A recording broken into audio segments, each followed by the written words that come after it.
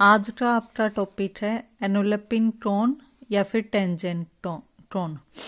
इसको आप tangent tone भी कह सकते हो और एनुलपिन टोन भी। डेफिनेशन देखो, एनुलपिन टोन होता क्या है? Is the locus of tangent lines drawn from A given point two the surface.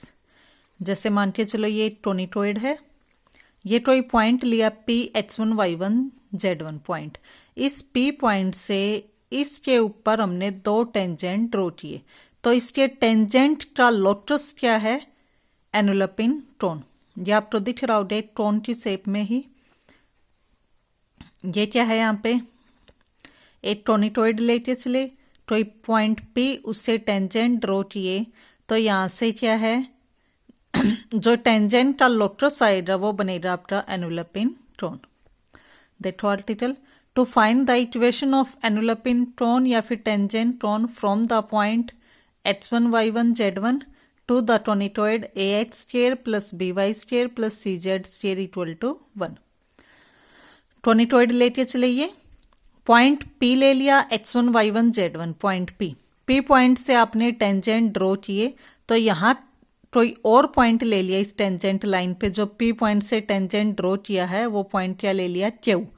Coordinate ले लिए XYZ P Q। अब ये टेंजेंट है तो यहाँ पे भी टच कर रहा है और यहाँ पे भी टच कर रहा है, तो जो ये वाला पॉइंट है उसका नाम डाल दिया R।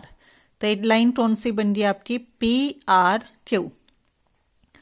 अब यहां से हमने ये Q भी यानी point of tangent P, if PQ। अब ये कह रहा है कि जो PQ है R पॉइंट PQ को K रेशो 1 में डिवाइड कर रहा है, यानी P से Q तक की जो ये लाइन है उसमें R इसको कहाँ किस रेशो में कर रहा है? K ratio 1। अगर ये K है तो ये क्या है? 1।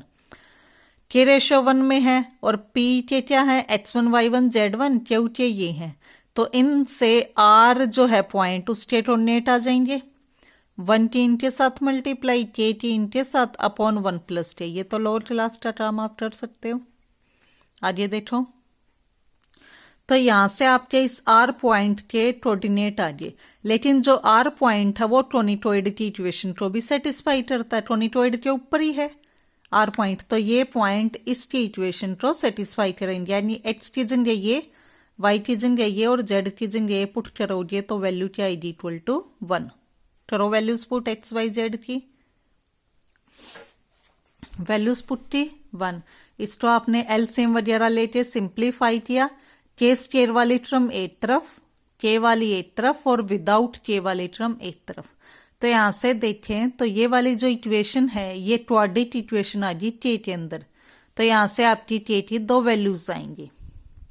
लेकिन जो ये PQ था वो R को टच कर रहा था, यानी क्या बन रहा थी? Tangent line. तो टेंजेंट लाइन में क्या होता है कि दोनों वैल्यूज सेम आती हैं। टेंजेंट लाइन में क्या होता है? रूट्स कैसे आएंगे? इक्वल। इक्वल कब आएंगे? जब B square minus 4AC equal to 0। इक्वल कब आते हैं? जब discriminant B square minus 4AC equal to 0। तो यहां से क्या आ गया? B square equal to 4AC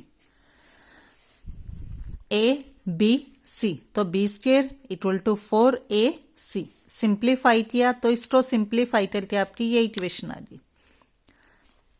निकालनी यही थी इक्वेशन ऑफ एनुलपिन टोन। अब इसका फॉर्मेट इसने चेंज कर दिया, इसका नाम डाल दिया S, इसका नाम डाल दिया S1 और इसका नाम डाल दिया T। तो इसका स्क्वायर था T स्क्वायर। तो यहां से इक्वेशन किस फॉर्मेट में आ गई? S1 equal to T square. S जो टोनिटोइड की इक्वेशन गिवन थी वही है, इक्वल टू 1 था तो 1 को एक तरफ ले गया, -1 आ गया। अब इसके अंदर अगर आप P पॉइंट पुट कर दो XYZ की जगह H1 Y1 Z1 पुट कर दो तो S1 आ गया। और T क्या था? टेंजेंट।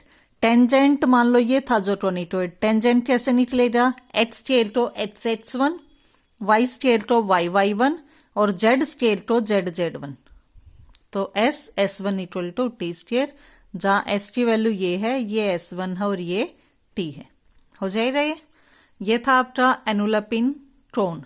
नेक्स्ट जो आर्टिकल है वो है एनुलपिन स्लेंडर। तो इसके लिए देखो, मान के चलो आपका ये टोनिटोइड है, उसके अंदर तो क्या था कि किसी एक पॉइंट से आपने टेंजेंट ड्रॉ किए थे, लेकिन इसके अंदर क्या है, एनुलर सिलेंडर की डेफिनेशन देखो।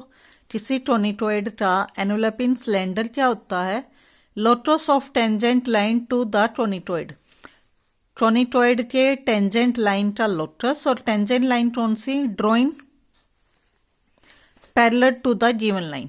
जैसे देखो ये एरो वाली एक लाइन ले ली हमने, ये लाइन टोनिटोइड, ये लाइन, इस लाइन के पैरेलल टेंजेंट लाइन ये और ये, तो इनका लोटस निकालना है। यानी जो टोइट गिवन लाइन होएगी, टोनिटोइड गिवन होएगा, और इस लाइन के पैरेलल इस टोनिटोइड पे जो टेंजेंट लाइन बनती है उनका लोटस, वो क्या बनेगा, एनुलर सिलेंडर। देखो इसका प्रूफ।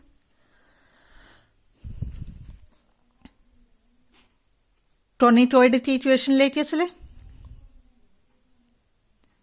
गिवन लाइन ले ली, x by L equal to Y by M equal to Z by N. अब जो लाइन है वो किसी न किसी पॉइंट से पास करेगी।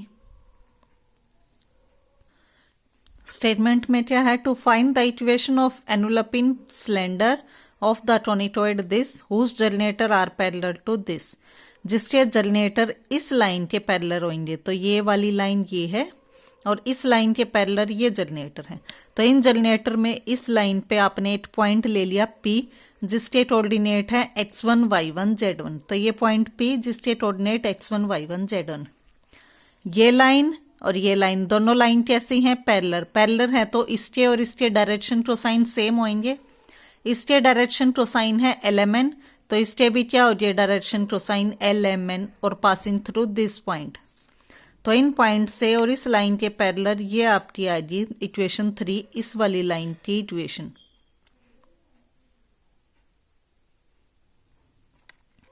लाइन 3 यहां पे क्या है, टेंजेंट बन रही है, इसको इक्वल टू आर पुट करो। यहां से x की वैल्यू क्या आएगी, h1 plus L R, Y equal to y1 plus M R, and z equal to z1 plus N R. तो इस लाइन पे जितने भी पॉइंट हैं वो सभी इस फॉर्मेट में होंगे, लेकिन ये पॉइंट देखें तो ये पॉइंट टोनिटोइड को भी टच करते हैं। टोनिटोइड को टच कर रहा है यानी टोनिटोइड की इक्वेशन को सेटिस्फाई करता है। सेटिस्फाई करेगा तो x की जगह h1 plus L are, y की जगह y1 प्लस एम आर, और z की जगह वैल्यूज पुट करो z1 plus N are. Values करो तीनों की पुट। इसमें वैल्यूज पुट करके जब सिंप्लीफाई करोगे, जैसे इसके अंदर केवल ट्रम यूज हो रही थी, इसके अंदर आपने आर यूज किया, तो आर स्केयर वाली ट्रम एक तरफ, आर वाली एक तरफ, विदाउट आर वाली इकट्ठी करोगे। आर के अंदर क्वाड्रेटिक इक्वेशन बनी, इसकी 2 वैल्यूज आएंगी, लेकिन आर यहां टच कर रहा तो ये टेंजेंट बन रहा था। टेंजेंट के अंदर क्या होता है, बी स्क्वायर माइनस 4ac की वैल्यू 0, इक्वल रूट्स आएंगे, यानी B square equal to 4ac।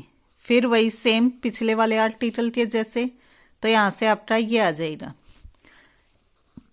इसका नाम वही s, इसका नाम s1, और इसको आप नाम दोगे t। तो क्या आया, s1 equal to T square. लेकिन इसमें s1 और t फॉर्मेट दूसरा है। उसमें s1 की वैल्यू आपकी ये थी, x1 y1 z1 पुट करके, और इसके अंदर आपकी s1 की वैल्यू आई है LMN पुट करके। ऐसे ही t की वैल्यू ये।